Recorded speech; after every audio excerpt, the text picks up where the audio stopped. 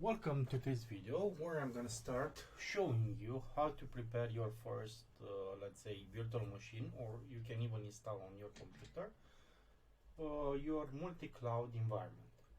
So what I'm gonna do in here, I have a virtual machine. It is a Windows 10 machine. You can use Windows 11 also, and on that machine by default, let's say you can have a Windows terminal that is installed on Windows 11, or you can install by yourself. Why I prefer to use this is because a terminal machine, Windows terminal like this, you have the capability to use different Windows Linux systems in the backend.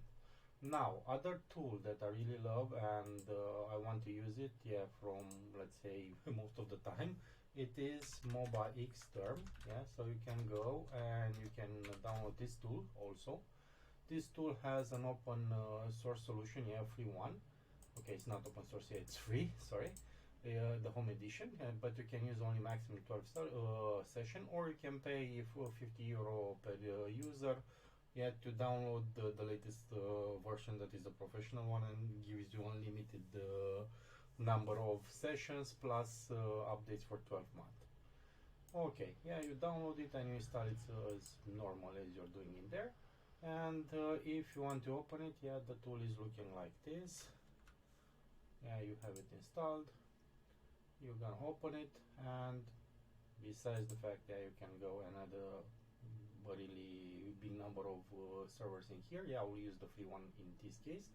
You have to open to create multiple tabs in here. You can, let's say, reuse different sessions. You can create a new session. You can connect to all of this. What I also like is the X server that is already included in here, and so on. Now I will close this and we'll continue with what I was telling. Now, in today's world, when I'm talking about multi-cloud, we have a lot of others. And if we go to Google, let's say we can let's say start with Oracle. Oracle is my employer, so that's why I'm going to talk about them a lot of it. We can also talk about AWS, when you're talking about different cloud providers. Okay, so we can go with AWS. We can talk about, let's say, maybe some smaller one like DigitalOcean. Anyway, it found it. DigitalOcean, Vultr, Scaleway, and so on. A lot of different vendors that you have in here. Also Google Cloud, GC. So it depends on the company that you're working, what you want to do, and so on. Depends on the workloads that you want to run in the cloud. You can choose between all of these. Now, when you're talking about cloud, if you are in the cloud world, and also now a lot of different people they're using also on-premise for different provisioning tasks. We have some tools like Ansible, Terraform, and so on. So what you can do with Ansible? With Ansible you can install automatically a lot of things in the backend from command line. You create some YAML files. In that YAML files you're gonna put a lot of different things that you want let's say to install on that machine, and you can start and you go with the installation and so on. Okay, so these are some of the tools that you can do it in there. Now, other thing that you want to do, let's say maybe if you want to provision the infrastructure inside the cloud, then you have the option to use Terraform. So Terraform or Pulumi or other, let's say, infrastructure as code tools. In my case, for this, I'm going to show you how to install Terraform basically on a virtual machine and how you can use it against different cloud providers. I'm going to focus in also on those ones. Okay. Now, this is enough about the introduction. As you know, I don't like to show slides, and only if it's really needed, I can search for one, create one, prepare for it. But in this case, the first thing that we want to do is, let's say, maybe to install a Linux machine. On this machine by default, if you've seen it in here, I already have a Windows 18 installed. So if you go and look in here, so this is Windows 18. But what I can do, let's say, I can also go and I can install another version of Ubuntu. Let's say, let me go and search for Ubuntu 20 or Ubuntu 22. So let's start with 20.04 because that one it's okay. It's more stable, let's say, and more used. So I'll go to Windows Store.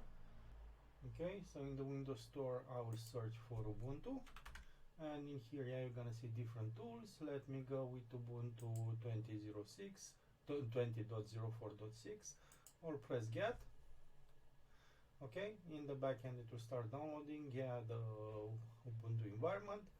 After the environment is up and running, yeah, after it is installed, yeah, I will be able to connect to that machine and start, let's say, basically install different tools on the machine. Okay, I will pause it a little bit until it's finished, and I'll continue to when the VLC is installed. Okay, so it was fast. Yeah, we have it installed in here. It downloaded, sorry, not installed. We click open it. When I'm gonna open it, yeah, it's gonna start do the installation. Okay, so in here it's asking me for the user. I'm gonna name it Adi. Let me choose a basic password for this. Okay, so now I'm connected to the Linux. Okay, machine. If I go back to this one, if I select in here, yeah, let me add another one and settings, and let's go and add a new profile. Okay, and let me create an empty profile for this. Okay, I think I need to close it so it will show automatically. So 1 second. Let's reopen it. And yeah, Control Shift S, I have the Linux profile in there. I'll close this one in the backend. So I'll continue with this. Now, when we're talking about the cloud, yeah, as you remember, yeah, I told you about different ways to run different commands on the cloud and so on. So one of the things that they're calling, yeah, we call CLI. So let's see, OCA CLI install. This is, let's say, the capability. Instead of using the console to go and create different things, what you can do in here, yeah, we can use a CLI for different cloud providers. In my case, let me go to Linux and use it, and Unix. I'm gonna copy this part, and I'm gonna go to the terminal, and I'm gonna click this one, but I think it's gonna give me an error because I didn't run it as sudo, but okay, it's smart, and the script will ask you the sudo password to do the installation. So yeah, for this part, at this point, yeah, I will install on this one, yeah, the CLI for OCI. Let's wait a little bit here to finish. Okay, it's asking about the profile. Yeah, I want to update the profile. Let me put it in there automatically. So yeah, we have it. So now if we click OCI commands, yeah, it will not find it because I didn't restarted the shell. So let me restart the shell. Okay, and now if I'm gonna run OCI command, yeah, it will give me the option to run this. Yeah, at this point I will not do anything about the profiles and anything. Yeah, that will be a little bit later. Next big cloud provider, yeah, that we can use is, let's go and let's say install the CLI for AWS. So we go back to Google. Okay, AWS CLI install. Yeah, so it is also gonna be installed from command line. Let's go to this profile. Yeah, we have the prerequisites. Yeah, we have the version 2 and install. Okay, let's select the Linux, and in here let's use this one. Don't paste, yeah. This is okay. I'm gonna take it to 1, but I do not have unzip. Okay. So yeah, it was part of the prerequisite. So if I'm in a hurry, okay, it is part or not? No, they're not telling it. So let me go to install. So I'm going to install unzip.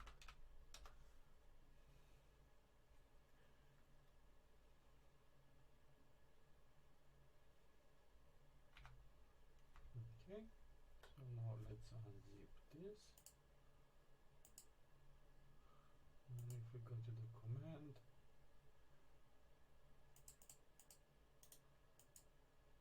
we need to run this one now.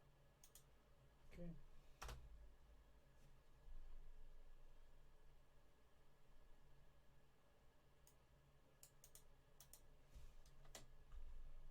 Okay, so as you can see, we also have at this point AWS CLI. Another one, that we can also install it. Let's go. We go with Azure CLI install Ubuntu. How to install Azure CLI on Linux. It is Debian apt. So what we can do in here, we can go with this one. Simplest way, we select this one, we press enter.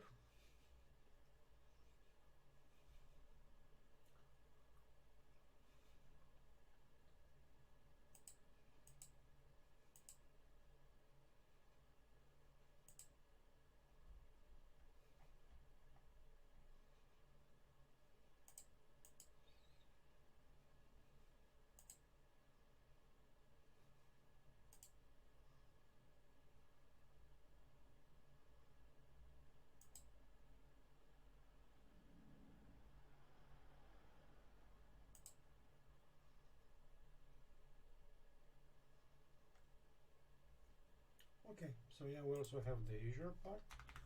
Let's reload the shell. So let's see, AWS, you can give the command on this one. So for Azure, I cannot give the command because I might Azure CLI. Okay, easy. So sorry, the command was easy.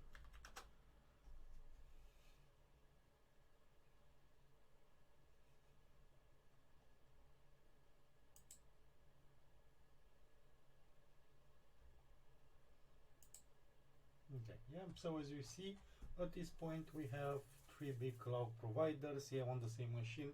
You as administrator can start doing the administration for the three of them. Okay, so next, what should we do?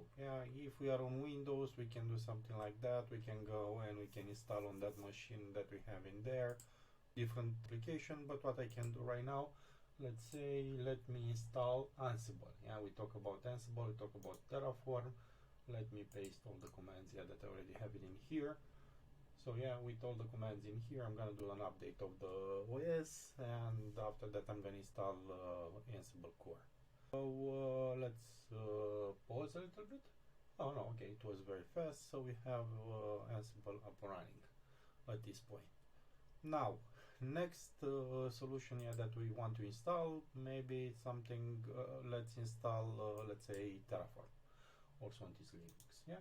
So I'm gonna take this command. I'll do an update of some prerequisites that are needed in there. Let me add the HashiCorp key to connect to the releases HashiCorp, and after I do that, let's add the key itself and the repository. After the key is added, we add the repository. And now latest step on this one is to run the apt update and apt install Terraform. So we have some basic installation done in there. Okay, so now we also have Terraform, we have all of this. Other tool, let's say, maybe you can use and might like it to do it is, let's say, VS Code. Okay, so if you want to see really nice visualization on the machine and so on, you can go in here, you can go on the Google or search it, or let's try it directly in the Windows Store, Microsoft Store. So VS Code, this is free. Okay, we can go directly from the Microsoft Store, we're gonna install it. Other ways that you can install, let's say, maybe using Chocolatery. So it depends on you. If you have Chocolatery installed, you can go and run Choco install VS Code. Okay, so that is one of the options. Also something that we might need, and let's see, now this one should be installed. Visual Code is installed in here. Let me try to install another solution on this machine. That will be OpenSSH. So if we want to connect from the Visual Code to the different machines, let's use also OpenSSH. So in here I have the PowerShell. What I'm missing at this point, let me run it as administrator. Okay, so I'm administrator in here, so let me try to search for OpenSSH. Yeah, I have the client installed, it's not the server, so it's perfect. Yeah, we have the perfect running. Now, so what we can do in here, we open the next step you have to do, Visual Code Studio. Let's open Visual Code Studio. And if we go on the Visual Code Studio, we have in here this menu. These are the extensions. And on the extensions, let's say we want to do remote management. So let's look for remote development. Okay, so there are a lot of tools. Let's go with the one that has 5.3, or no, the one that has